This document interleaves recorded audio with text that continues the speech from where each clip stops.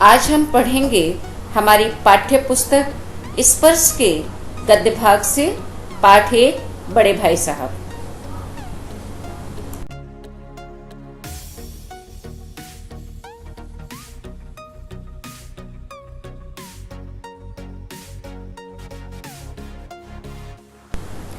बड़े भाई साहब पाठ पढ़ने से पूर्व हम इस पाठ के लेखक प्रेमचंद जी के बारे में पढ़ेंगे। प्रेमचंद जी का जीवन परिचय। प्रेमचंद हिंदी और उर्दू के सर्वाधिक लोकप्रिय उपन्यासकार, कहानीकार एवं विचारक थे। उन्होंने सेवा सदन, प्रेमाश्रय, रंगभूमि, निर्मला, गवन, कर्मभूमि, गोदान आदि लगभग 1.5 दर्जन उपन्यास लिखे तथा कफन, पूस की रात, पंच परमेश्वर, बड़े घर की बेटी, बूढ़ी काकी, 2 बैलों की कथा आदि 300 से अधिक कहानियां लिखी। हमने यहाँ प्रेमचंद जी का जीवन परिचय पढ़ा। आपका जीवन परिचय पढ़ने से यह बात तो स्पष्ट है कि इन्होंने अपने जीवन काल में साहित्य की भरपूर सेवा की, और वह भी उस समय जब हमारा देश परतंत्र था। परिस्थितियां विपरीत थी, जैसा कि हम देख रहे हैं कि 31 जुलाई 1880 लम्ही वाराणसी में आपका जन्म हुआ। वह 8 अक्टूबर 1936 वाराणसी में ही आपकी मृत्यु हुई। तो यह जो 1880 से 1936 के बीच का समय था, वह गुलामी का समय था। ऐसे समय में इतनी उच्च कोटि का साहित्य लिखना असामान्य बात थी। अब यहाँ मेरे कहने का तात्पर्य है कि आज हमारे पास इतनी सुविधाएं हैं, तो हमें भी इस जीवन में कुछ करके दिखाना है। यह जरूरी नहीं है कि साहित्य के क्षेत्र में ही किया जाए। जिस क्षेत्र में आपकी रुचि हो, उस क्षेत्र में कुछ ऐसा करें कि आने वाले समय में आपको भी याद किया जाए। आगे पढ़ते हैं। प्रेमचंद जी का पूरा नाम धनपत राय था। आपने सेंट्रल स्कूल से मैट्रिक की परीक्षा पास की। आपके द्वारा रचित साहित्य से कुछ फिल्में भी बनाई गई, जैसे सदगति, मजदूर, शतरंज के खिलाड़ी, गोदान, द मार्जिनल बस, बाजारे हुस्न, ज्यादा आदि। इसके अलावा भी इन्होंने मर्यादा, माधुरी, हंस और जागरण जैसी पत्रिकाओं का संपादन भी किया।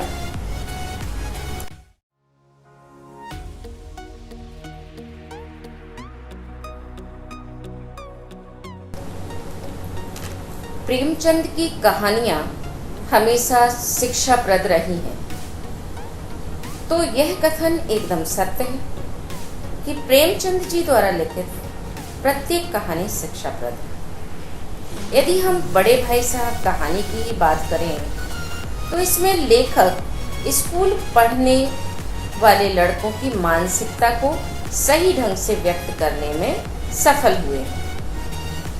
आगे उन्होंने अपनी कहानियों के माध्यम से किसी न किसी समस्या पर प्रहार किया। बड़े भाई साहब कहानी समाज में समाप्त हो रहे कर्तव्यों के एहसास को दोबारा जीवित करने का प्रयास मात्र है। तो यह बात सत्य है कि आज के इस भौतिक युग में मनुष्यों में कर्तव्यों का एहसास बिल्कुल जैसे समाप्त सा होता जा रहा है। बेटा अपने माता पिता के प्रति, भाई भाई के प्रति अपने कर्तव्यों का निर्वाह हृदय से नहीं कर रहा है। संबंध तो जैसे बिखरते जा रहे हैं। जबकि इस कहानी में बड़े भाई साहब अपनी कर्तव्यों को संभालते हुए अपने भाई के प्रति अपनी जिम्मेदारियों को पूरा कर रहे हैं। अर्थात यह कहानी हम मनुष्यों में कर्तव्य बोध जगाने का प्रयास है, जो कि हम इस पाठ के माध्यम से जानेंगे।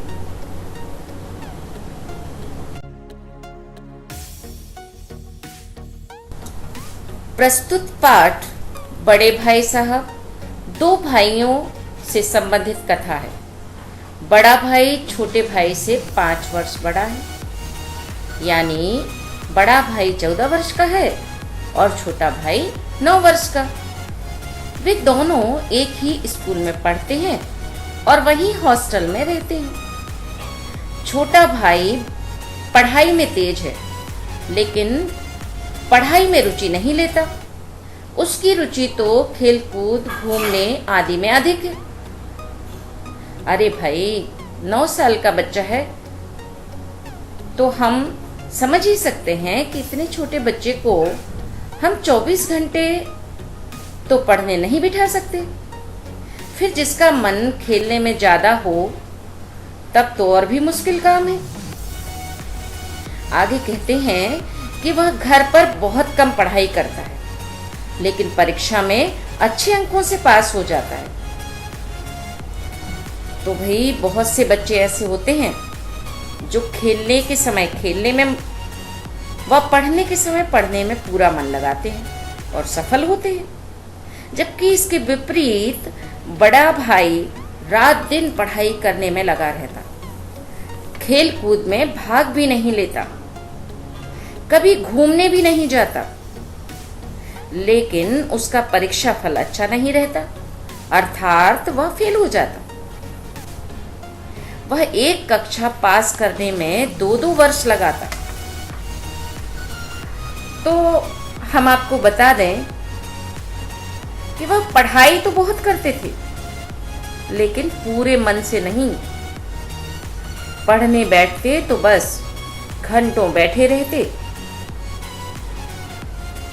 कोई एक ही शब्द बार बार लिखते रहते, और तो और कभी कभी कॉपी किताबों पर कुत्ते बिल्ली के चित्र बनाते रहते।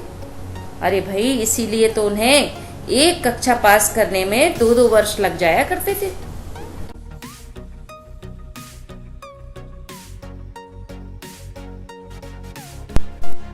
छोटा भाई कम पढ़ लिख कर भी हर वर्ष प्रथम आ जाता और बड़ा भाई फेल। अब बड़े भाई और छोटे भाई के बीच 2 कक्षाओं का अंतर रह गया था। तो भाई, जब छोटा भाई प्रथम आया और बड़ा भाई फेल हो गया, तो छोटे भाई के मन में आया कि मुझे बहुत डांटते थे, कम पढ़ता है, फेल हो जाएगा। लीजिए, आपने इतनी मेहनत की तो क्या काम आई।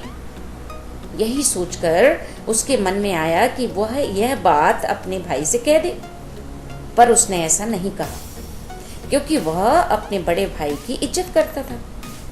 लेकिन थोड़ा थोड़ा घमंड उसके मन में आ ही गया, और यही सोचकर अब तो वह दिन दिन भर गुल्ली डंडा खेलता। जब भोजन का समय होता तो घर पहुंच जाता। अब जरा आप सोचिए, ऐसा करना अच्छी बात थी? नहीं ना। बस फिर क्या था, बड़े भाई को भी यह बात ठीक नहीं लग रही थी। तो एक दिन उस पर टूट पड़े, अर्थात क्रोधित हो पड़े। और फिर देखिए क्या कहा, अव्वल दर्जे में आ गए हो तो घमंड आ गया है, घमंड तो बड़े बड़ों का नहीं रहा, तू उनके सामने क्या है। बड़ा भाई गुस्से में है, इसीलिए ऐसी भाषा का इस्तेमाल कर रहा है, मतलब तू करके संबोधित कर रहा है। वैसे तो हमें तू करके नहीं बोलना चाहिए। अब तो बड़े भाई ने देखिए और क्या उदाहरण दे डाले। रावण ने घमंड किया, उसका कैसा नाश हुआ। आदमी चाहे कोई कुकर्म करे, परंतु अभिमान ना करे। उसने अभिमान किया तो वह दीन दुनिया दोनों से गया। तो भाई, बात तो सही है।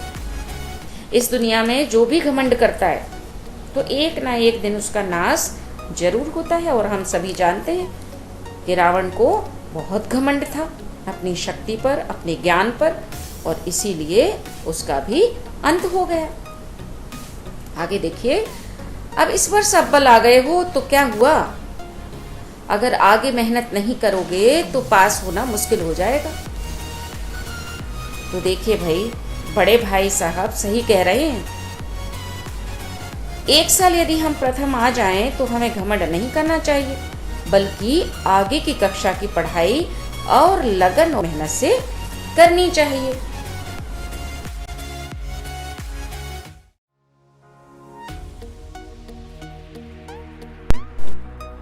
बड़े भाई की उम्र इतनी नहीं है जितनी उनकी जिम्मेदारियां हैं। तो भाई बात तो सच है, वह स्वयं 14 साल के हैं और अपने 9 साल के छोटे भाई की जिम्मेदारी उठा रहे हैं। लेकिन उनकी जिम्मेदारियां उनकी उम्र के आगे छोटी नजर आती हैं।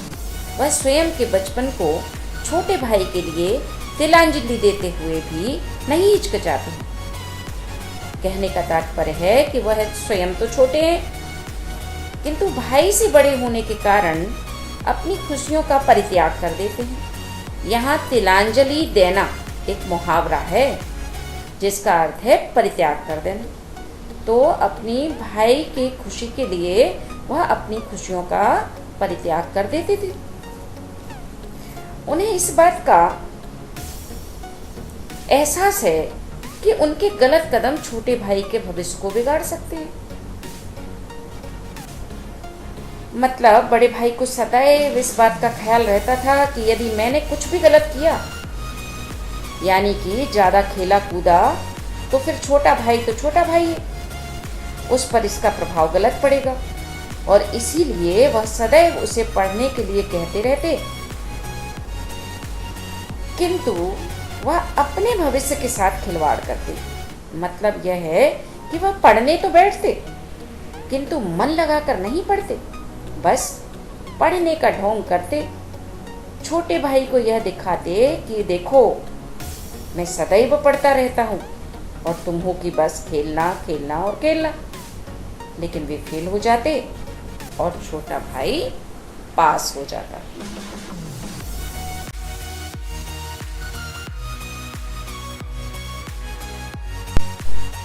एक 14 साल के बच्चे द्वारा उठाया गया कदम छोटे भाई के उज्जवल भविष्य की नींव रखता है। यही आदर्श बड़े भाई को छोटे भाई के सामने और भी ऊंचा बना देता है।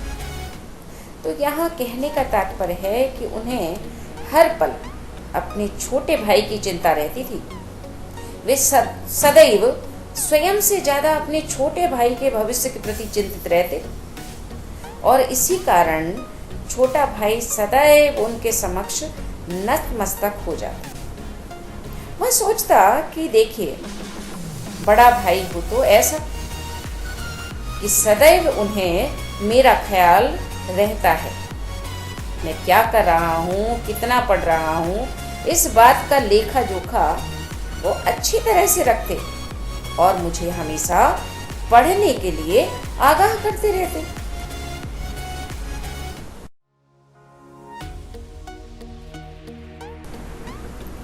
यह कहानी हमें यह सीख देती है कि मनुष्य उम्र से नहीं अपने किए गए कर्मों और कर्तव्यों से बड़ा होता है। तो कहने का मतलब है कि उम्र का वास्तव में कोई मायना नहीं होता। यदि हम छोटे हैं लेकिन हमारा प्रत्येक कार्य समझदारी से भरा है तो हम छोटे होकर भी बड़े कहलाएंगे। लेकिन वर्तमान युग में मनुष्य विकास तो कर रहा है परंतु आदर्शों को भूलता जा रहा है। भौतिक सुख एकत्र करने की होड़ में हम अपने आदर्शों को छोड़ चुके हैं। हमारे लिए आज भौतिक सुख ही सब कुछ है, जबकि ऐसा नहीं होना चाहिए। तो बात तो सच है कि आज के समय में व्यक्ति तरक्की कर रहा है, उन्नति कर रहा है, इसमें कोई दो राह नहीं है। लेकिन हमारे जो आदर्श हैं यानी कि अच्छी बातें हैं, उन्हें मनुष्य भूलता जा रहा है। वह सदैव भौतिक वस्तुएं जैसे बंगला, गाड़ी, एसी खरीदने में लगा हुआ है, अर्थात झूठे सुखों के पीछे दौड़ रहा है। किंतु रिश्तों की अहमियत वह निरंतर भूलता जा रहा है, जो कि गलत है। हमें इस पाठ से यही शिक्षा लेनी चाहिए कि हमें अपने घर परिवार के प्रति पूरी सजगता के साथ कर्तव्यों का निर्वाह करना चाहिए और तभी तो हम बड़े कहलाएंगे। जैसे कि यहाँ बड़ा भाई सदैव अपने छोटे भाई के प्रति सजग रहता था।